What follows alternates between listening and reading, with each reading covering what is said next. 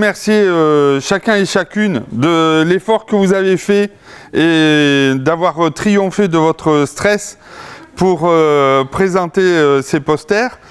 Alors vous imaginez bien aussi que, en fait, ce que vous avez fait là, cette année notamment, vous avez eu des retours des étudiants ou des correcteurs, des personnes qui étaient là, devant lesquelles vous avez présenté, et ils vous ont fait des remarques, ils vous ont questionné, ils vous ont peut-être même proposé des corrections, ils vous ont parlé de l'organisation de l'information, ils vous ont parlé de la clarification des objectifs de votre papier, de votre poster. Tout ça, ça va vous permettre de vous enrichir, donc gardez-le bien, parce que derrière, le dossier PEM doit être enrichi de tout ça. Ok ? Donc n'oubliez pas que les retours qui ont été faits et qu'on peut peut-être continuer alors, au sein de la promo et puis avec les encadrants, les tuteurs, les enseignants, continuer à améliorer votre dossier PEM, mettre de la valeur ajoutée pour qu'il augmente en termes de, on va dire, de lisibilité, de compréhension, d'organisation de l'information. Ok ?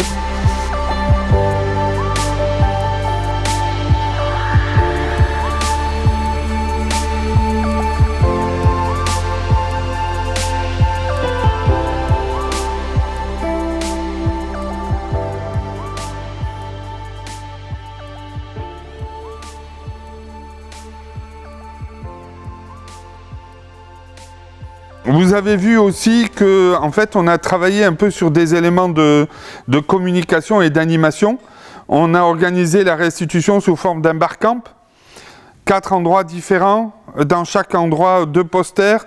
On alterne, présentation individuelle, présentation en binôme. Et ça permet au public, même s'il est réduit, d'aller d'un endroit à un autre et de voir 50% des travaux que vous avez effectués. Donc ça, c'est aussi une solution que vous pouvez repérer et pour éventuellement la réutiliser dans un autre contexte.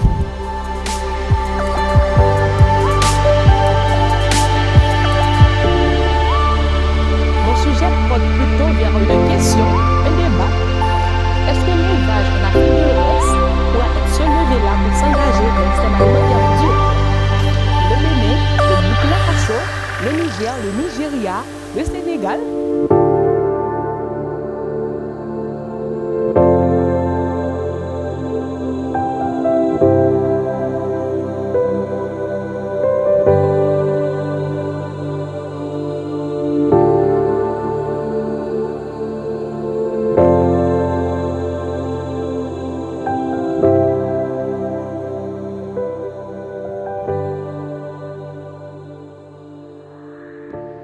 Votre façon que vous avez eu de gérer le stress, je ne sais pas comment vous avez fait, vous avez toujours trouvé des solutions individuelles, ou en tout cas, il m'a semblé que vous avez maîtrisé, que pour le passage rapide que je faisais, je voyais que ça se passait bien.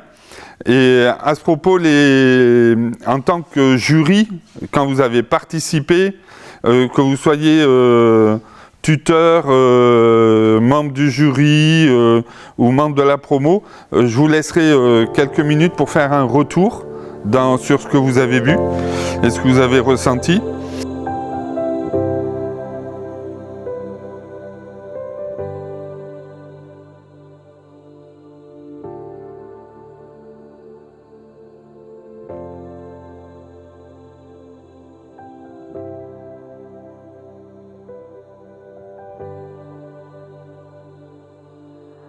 Vous avez vu aussi qu'en travaillant sur des posters, ça pose tout de suite un problème et il faut le prendre à bras le corps sur si l'auditoire est juste devant à 2 mètres, est-ce que c'est lisible à 2 mètres?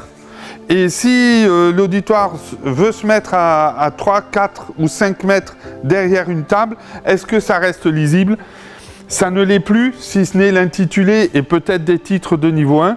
Mais à ce moment-là, comment on fait référence à un poster si les personnes ne voient plus le texte? Essayez toujours de revisiter ces éléments-là, et c'est valable aussi pour le dossier PEM. Quand vous mettez une figure, il faut que tout ce qui est mis sur les abscisses ou les ordonnées d'un schéma, d'un histogramme, il faut que ça soit lisible. Donc il faut que ça soit au moins en taille 11. ok? Et c'est pas parce que c'est une figure qu'on doit lire de la taille 7 ou 8. C'est pas bon. Donc, travaillez toujours à la lisibilité de ce que vous écrivez ou de ce que vous reprenez d'autres documents et que vous transférez sur votre document, que ce soit un poster ou un dossier PVM.